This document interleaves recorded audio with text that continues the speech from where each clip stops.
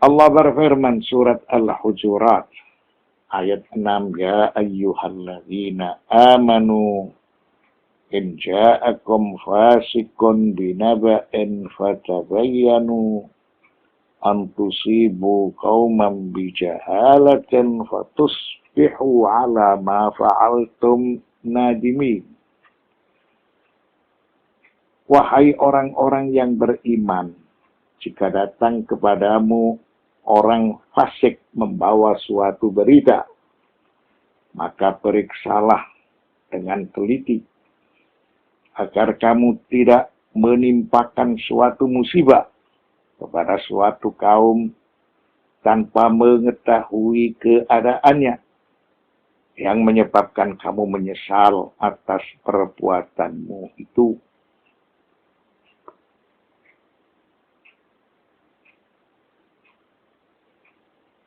Ishtahara bainal mufassirin anna Rasulullah sallallahu alaihi wa alihi wa sallam بعث الوليد بن عقبة بن أبي معاذ إلى بني المصطلق ليأخذ منهم الزكاة فاستقبلوه بجمعهم تكريما له ولكنه ظن بهم الشر وأنهم يريدون الإلقاء به إلى آخره. Riwayat yang akan kita sampaikan atau yang akan kita bacakan ini sudah menjadi populer. Dan dalam waktu yang sama menjadi suatu pendapat di kalangan ulama ahli tafsir bahwa Rasulullah sallallahu alaihi wasallam beliau pernah mengutus Walid bin Uqbah bin Abi Mu'ad ke Bani Mustalik untuk mengumpulkan zakat mereka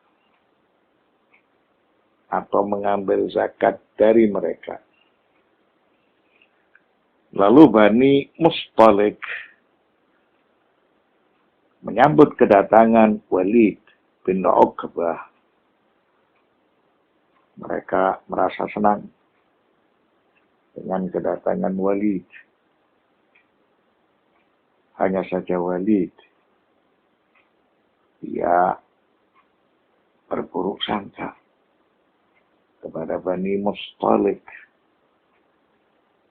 dan beranggapan bahwa mereka akan menjerumuskan dirinya atau akan melakukan suatu perbuatan yang merugikan kepada diri Walid bin Uqbah.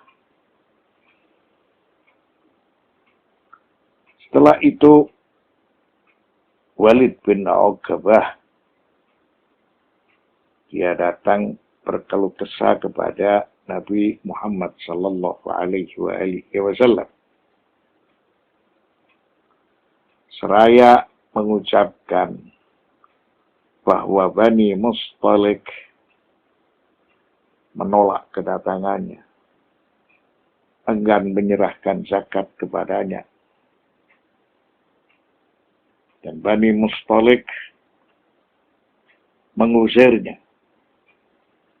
Lalu Nabi Muhammad sallallahu alaihi wasallam marah. Kemudian sebagian dari para sahabat menimpali sikap beliau sambil mengucapkan, apakah kami akan memerangi mereka, wahai Rasulullah sallallahu alaihi wa alihi. Setelah itu Allah subhanahu wa ta'ala menurunkan surat Al-Hujurat ayat 6 untuk menjelaskan sikap yang tidak tergesa-gesa, sikap yang akan dilakukan kepada Bani Mustalik. Karena itu harus dibuktikan terlebih dahulu. Wa qila ghairu dzalik fi sababi nuzuliha. Pendapat lain dari ulama ahli tafsir menjelaskan ada peristiwa lain sehingga surat Al-Hujurat ayat 6 itu diturunkan.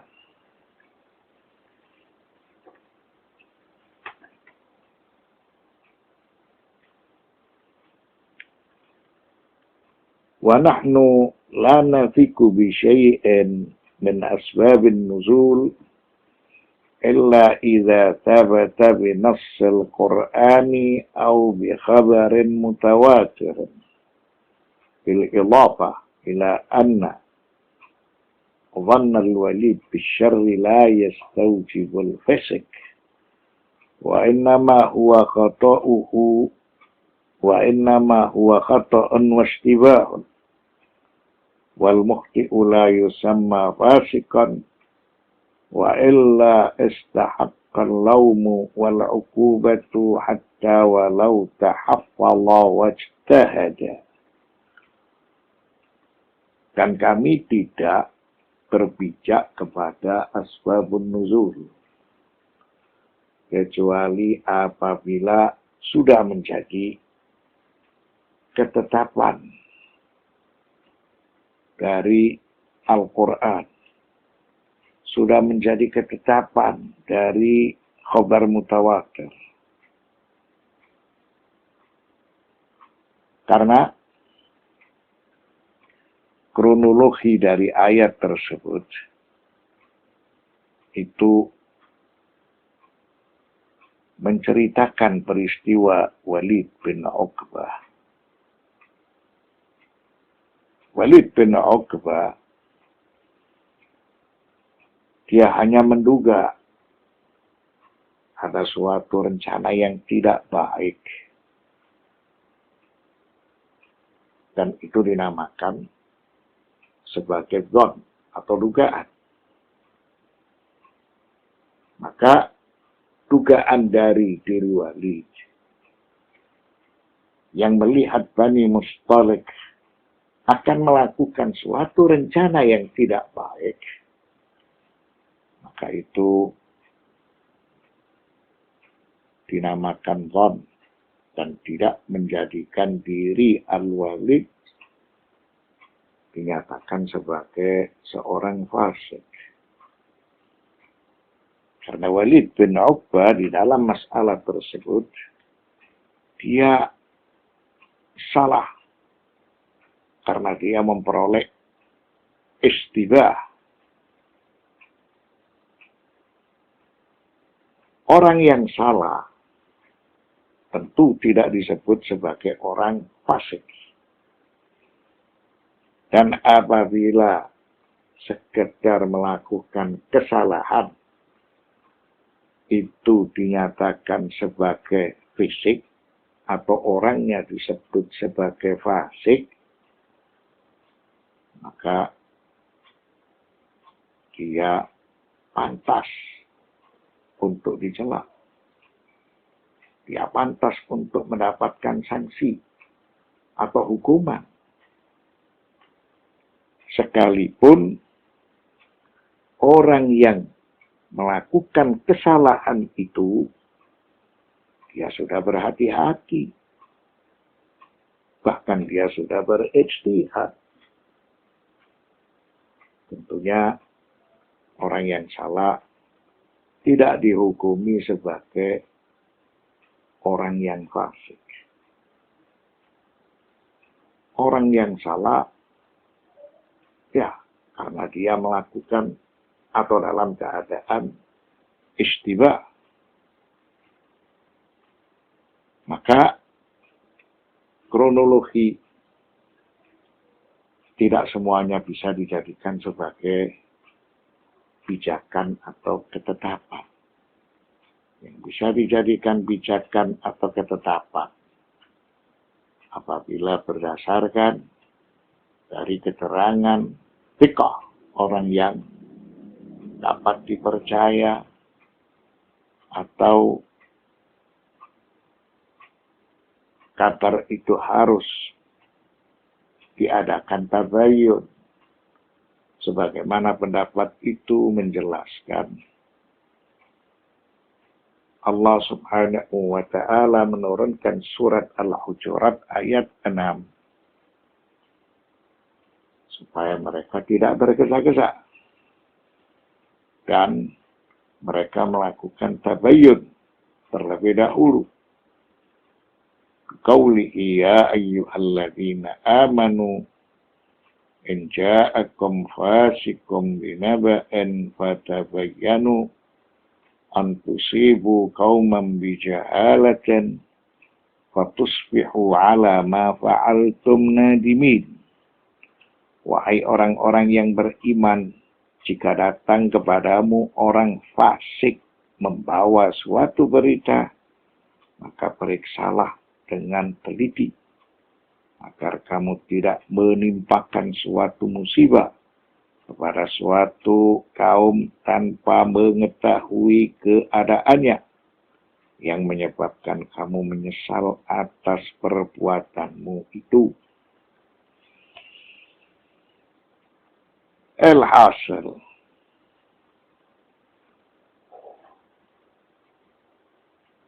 apapun keterangan dari asbabun nuzul dari surat Al-Hujurat ayat 6 ini, maka tidak menunjukkan atau tidak diperuntukkan pada seseorang, hanya berlaku kepada seorang individu. Akan tetapi surat Al-Hujurat ayat 6 itu berlaku kepada semua. Berlaku kepada siapa saja yang dalam kategori fasik. Maka berita seorang fasik harus diadakan tabayyun. Jadi ayat itu memiliki arti secara umum. Tidak berbeda dalam contoh kasus tersebut kepada Walid bin Uqbah atau kepada yang lain. Jadi ayat itu menjelaskan secara umum. Apabila informasi itu datang, berita itu datang dari orang fasik atau orang yang tidak jelas statusnya, maka harus diadakan tabayyun. Harus dibuktikan supaya tidak tergesa-gesa. Antusibu qauman bijahalatin fatusbihu ala ma fa'altum nadimin.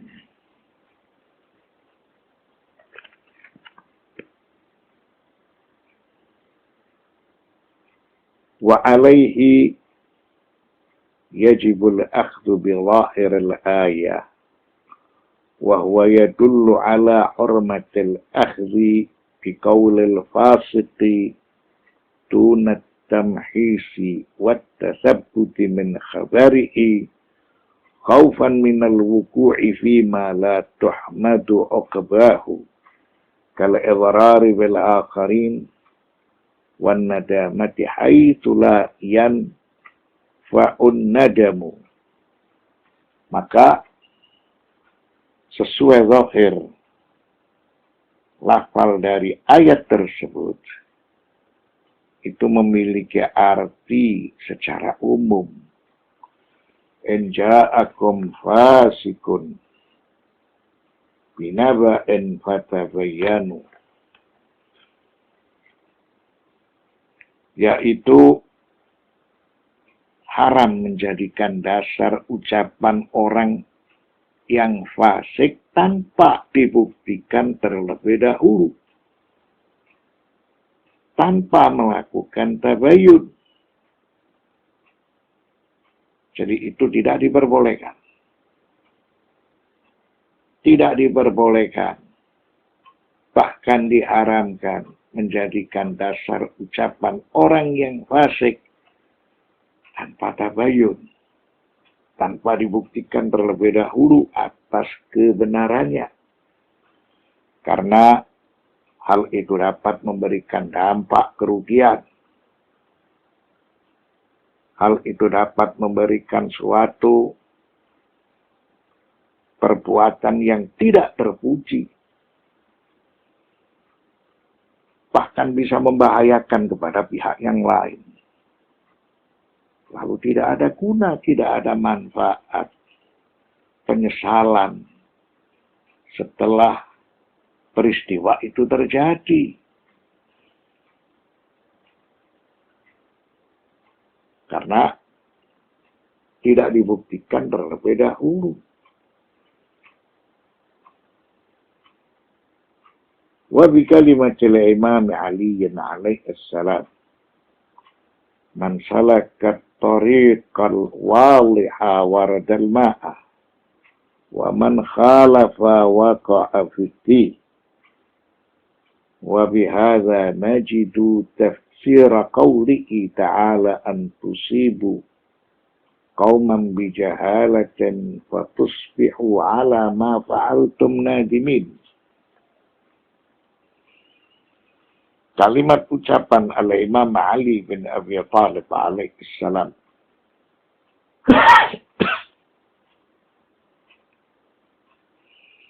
Bagi orang yang melewati jalan yang terang,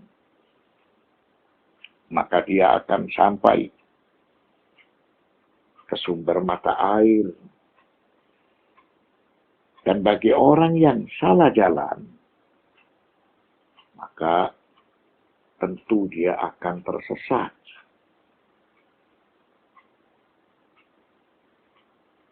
Maka dengan keterangan tersebut, kita telah mendapatkan penafsiran yang tepat dari firman Allah, antusibu qauman bijahalatin fatusbihu ala ma fa'altum nadimin. Agar kamu tidak menimpakan suatu musibah kepada suatu kaum tanpa mengetahui keadaannya yang menyebabkan kamu menyesal atas perbuatanmu itu. Oleh karena itu harus diadakan tabayun apabila kita mendapatkan informasi dari seorang fasik atau dari seorang yang belum diketahui statusnya. Nasihat-nasihat yang telah diberikan oleh Al-Quran supaya tidak terjadi fitnah, supaya tidak merugikan kepada pihak yang lain. Lalu petunjuk yang diberikan oleh Imam Ali bin Abi Thalib alaihissalam memberikan suatu makna, kejelasan yang gamblang bagi orang yang melewati jalan yang terang, maka dia akan sampai ke sumber mata air. Dan bagi orang yang salah jalan, maka dia akan tersesat. واستدل بهذه الآية جماعة من شيوخ السنة والشيعة على وجوب الأخذ بقول الثقة مطلقا بلا شرط البحث عن صدقه فيما أخبر. Sekelompok dari ulama Syiah dan Ahlus Sunnah, mereka berdalil dengan ayat ini, yaitu wajib mengambil ucapan seorang thiqah. Thiqah artinya yang dapat dipercaya. Wajib mengambil ucapan seorang thiqah secara mutlak tanpa syarat apapun dijadikan sebagai bukti atau argumentasi. Mengambil ucapan seorang thiqah secara mutlak tanpa syarat, tanpa disertai dengan bukti-bukti yang lain. Hal itu menunjukkan atas kebenaran tutur ucapan seorang thiqah bahwa seorang thiqah itu bisa dijadikan sebagai pijakan, bisa dijadikan sebagai rujukan. Tutur ucapannya bisa dijadikan sebagai bukti atau dasar.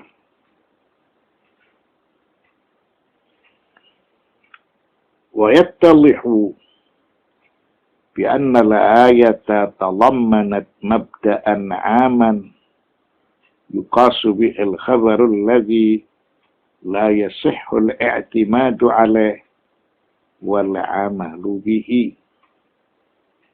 إلا بعد التثبت وهو خبر الفاسق. Dan sudah menjadi jelas dan gamblang bahwa ayat tersebut memuat dasar hukum qiyas secara umum tentang informasi atau kabar yang tidak bisa dijadikan sebagai bukti, tidak bisa untuk diamalkan, karena kabar itu berasal dari seorang fasik.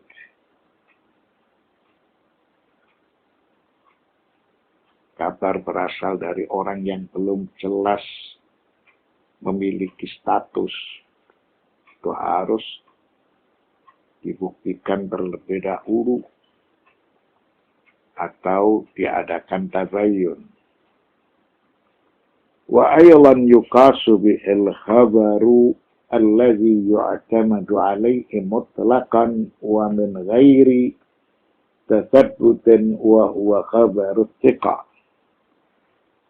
Dan menjadi jelas pula bahwa ayat tersebut memuat dasar qiyas tentang khabar yang bisa dijadikan dasar secara mutlak apabila kabar atau khabar tersebut berasal dari seorang thiqah.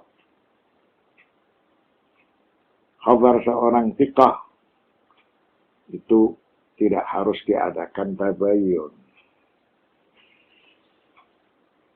Lianna Allah subhanahu anatal i'timad ala khabaril fasiki bitabayyuni wat tathabbuti wa lam yata'arrad li khabaril thiqati. Allah subhanahu wa ta'ala telah menjadikan tolok ukur kabar dari seorang fasik, maka itu harus diuji, harus diadakan tabayyun. Dan tidak seperti itu kabar dari seorang thiqah. Kabar seorang thiqah tidak harus diuji, tidak harus diadakan tabayyun. Arti fasik dan arti thiqah, keduanya itu memiliki pemahaman yang berbeda. Fasik, orang yang melakukan perbuatan dosa secara terang-terangan. Sedangkan thiqah adalah orang yang dipercaya.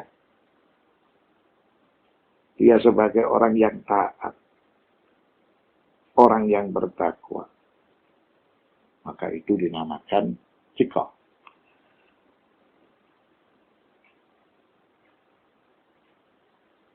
Wa ma'na hadha anna al-amala bi khabar thiqati la yajibu fi at-tathabbut walau wajaba la bayyana wa ishtarata at-tathabbut fihi tamaman kama ishtaratahu fi khabar al-fasiq wa haitsu la bayana fala syarta. Maka makna dari ini semua, kabar, informasi dari seorang thiqah itu tidak wajib diadakan pembuktian.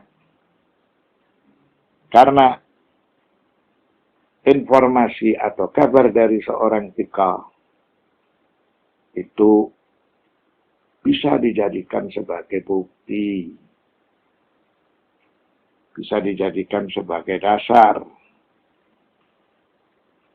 Allah Subhanahu wa ta'ala telah menjelaskan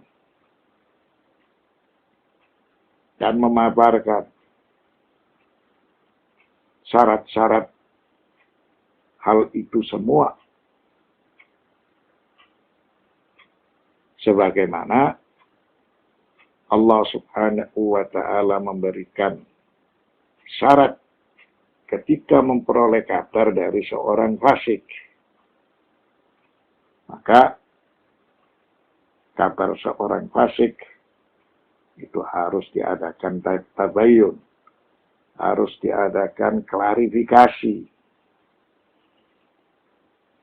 Tentunya berbeda ketika mendapatkan informasi dari seorang thiqah, maka tidak wajib dibuktikan, tidak wajib dilakukan tabayun, karena kabar seorang thiqah itu merupakan bukti.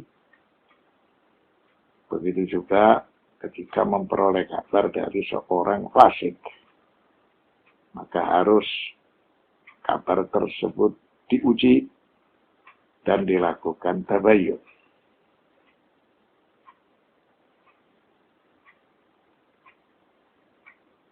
Wa nahnu ma'al qailina bi anna as-sanad al-awwal lil-akhdhi bi khabar thiqati wa tariqatul uqala qadiman wa hadithan wa sukutus syari'i anha.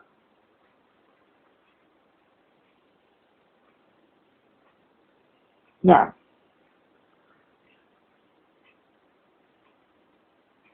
menurut pendapat kami, makna firman Allah Subhanahu wa ta'ala, in ja'akum fasikun binaba'in fatabayyanu, jika datang kepadamu orang fasik membawa suatu berita, maka periksalah dengan teliti.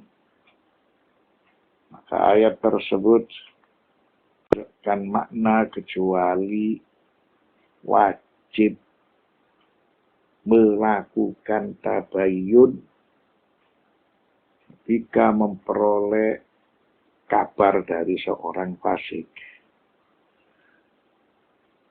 Dan ini merupakan suatu keharusan. Sebelum kabar dari seorang fasik itu diamalkan, maka harus dibuktikan dahulu.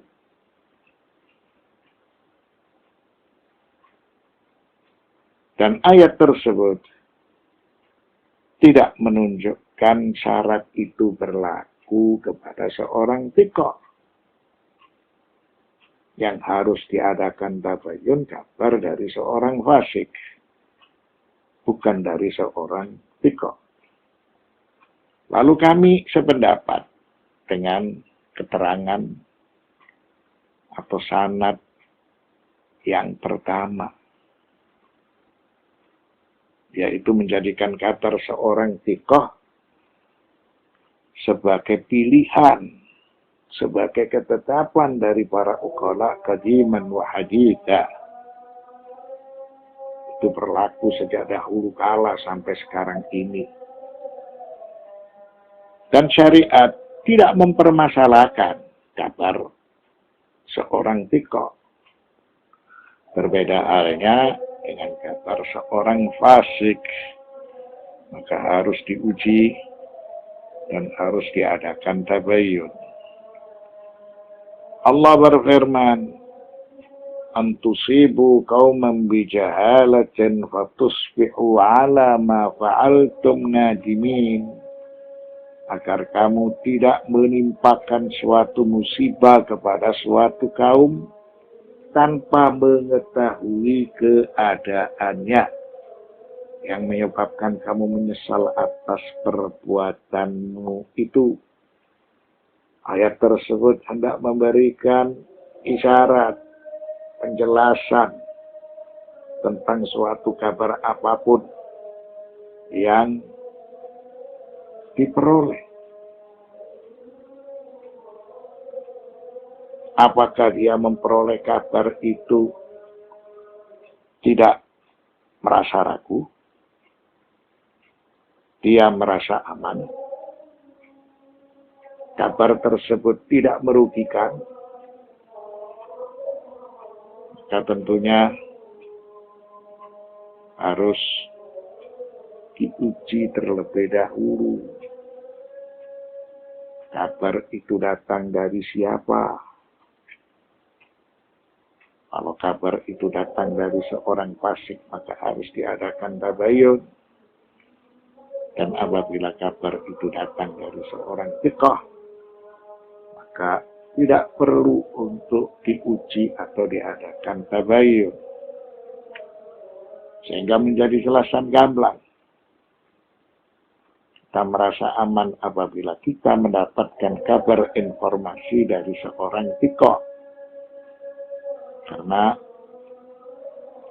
seorang thiqah, ya pasti benar di dalam tutur ucapannya dan tidak perlu diadakan tabayyun. Karena yang harus diadakan tabayyun apabila kabar itu berasal dari seorang fasik. Sallallahu ala sayyidina Muhammadin wa alihi tayyibin at-tahirin walhamdulillahi rabbil alamin.